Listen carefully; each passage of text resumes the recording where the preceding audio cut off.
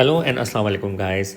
In this particular video, we're going to be talking about certain terms used in kinematics. So first of all, you need to identify distance. So if a particle is moving or any body is moving, how much it travels is the distance. And that is going to be measured in meters. Whereas displacement is the straight line shortest distance between the starting point and the ending point. Now, for most of the cases, the distance and displacement is going to be same unless particle takes a U-turn. So if it takes a U-turn, then the distance traveled would be how much it travels to the right plus how much it travels to the left. Whereas displacement would be the straight line from starting point to the ending point. Also, if a particle is traveling along a curved length, then the distance would be the length of that curve, whereas displacement would be just a straight line from starting point to the ending point. So that's your difference between distance and displacement. Distance is how much particle travels, and displacement is the shortest distance between starting point and the ending point. And then after that, we have terms like speed and velocity. Speed is the distance traveled per unit time. So the total distance traveled divided by total time would be speed. And velocity is speed with direction. It's the rate of change of displacement. Displacement is with direction. So velocity is also with direction. We will generally do situations where the particle travels in straight line, and if a particle is traveling in straight line, then we have to set sign conventions of one side to be plus and the other side to be minus. So if a particle is traveling along a straight line, let's say starts from point O, and then we decide that we will consider right as plus and we'll decide that left as minus. So as particle goes towards right, it has positive displacement and positive velocity. But when it turns, it continues to have positive decreasing displacement, but its velocity will be negative as it is moving towards the left hand side. When it reaches O, its displacement becomes 0. And when it crosses O and continues to move further to the left, the displacement acquires negative values, velocity being still negative. And if it takes turn again, then now it has positive velocity with negative displacement till it comes back to O again, the displacement again becomes 0. So the sign of velocity would be based on the direction of motion. The sign of displacement would be based on the position of the particle, where the particle is at that particular point of time. And you also have signs associated with acceleration. Acceleration is defined as the rate of change of velocity. So acceleration is change in velocity upon time, and the direction of acceleration is basically dependent on in what direction the force acts on the particle. So if the force acts to the right, then acceleration would be positive. If force acts to the left, the acceleration would be negative. So you judge acceleration on the basis of that. For speed, you sometimes calculate the constant speed. Particle might be moving with a constant speed. So if a particle is moving with constant speed, then the speed must be total distance upon total time. But if the particle is not traveling with constant speed, then it has instantaneous speed. That would be speed of that particle at that particular instant. And it also has average speed as the speed is changing. So average speed is calculated by total distance divided by total time.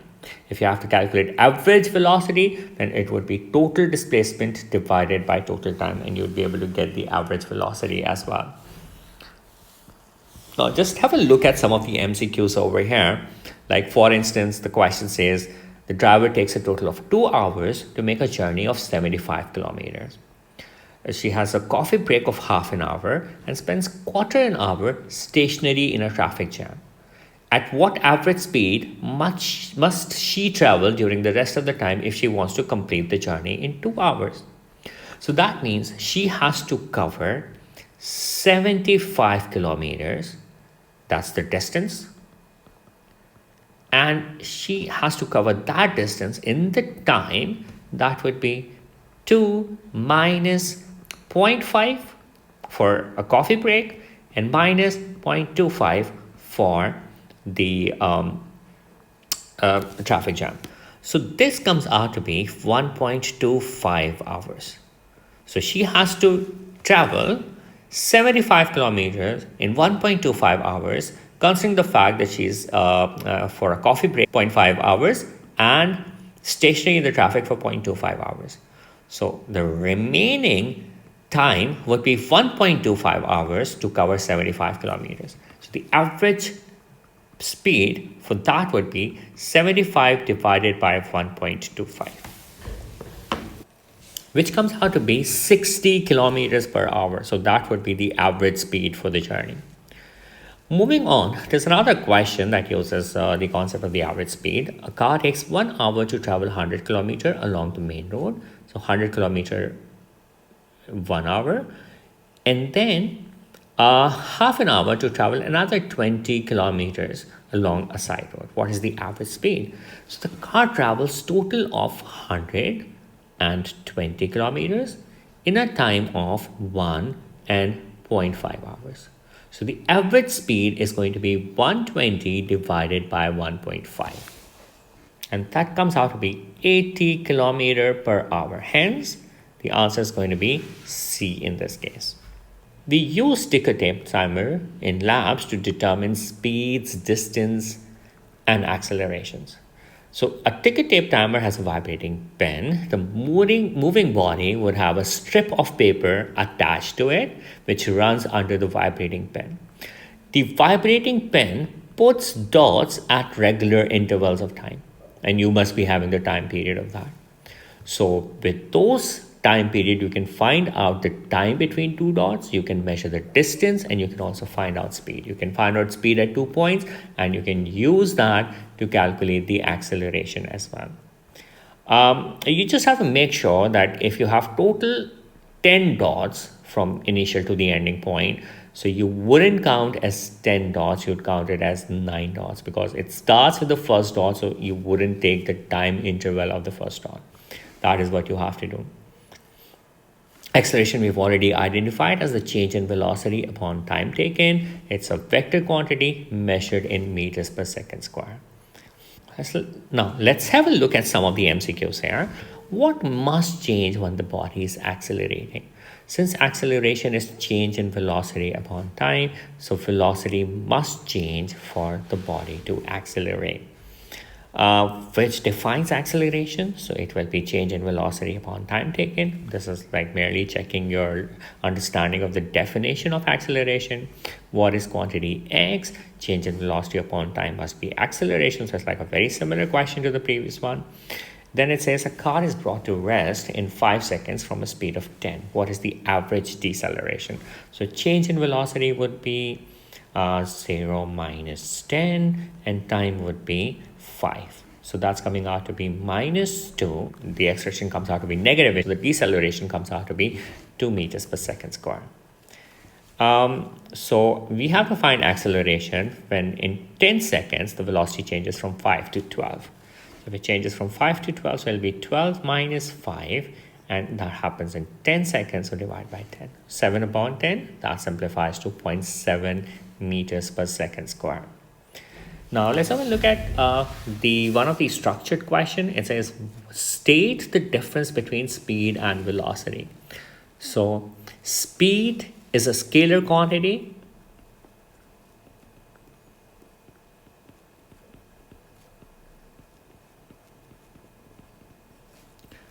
And has no direction. Whereas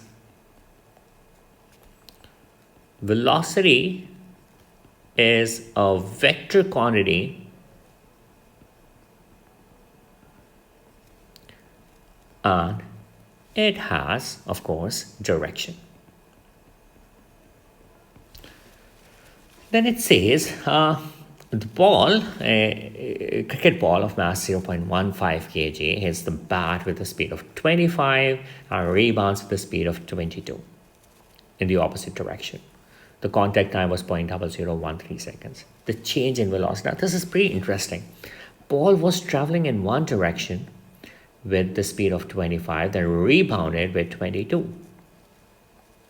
So that means that if I take 25 as plus, I have to take 22 as minus. So minus 22, that's the final velocity, minus initial velocity, which is 25. So actually I'm subtracting, but due to opposite signs, they actually end up getting added. So the velocity change would be 25 plus 22, that's 47. Then it says the average acceleration, so change in velocity upon time. So you would do 47 divided by 0.0013.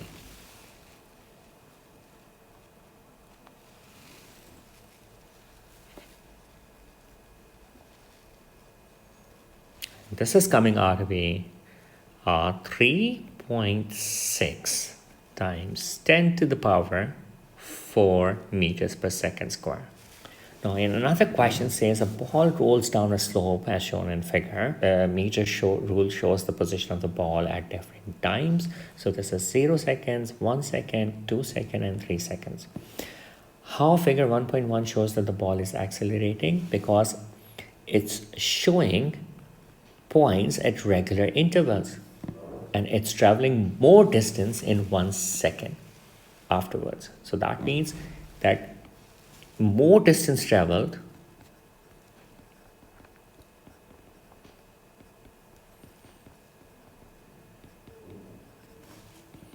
in same 1 second indicates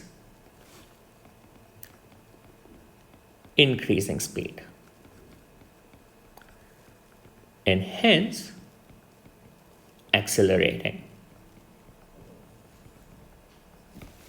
And then it says calculate the average speed of the ball between 1 and 3 seconds.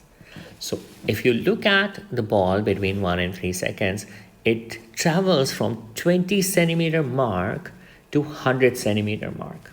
So that means it travels a distance of 80 centimeters or 0.8 meter.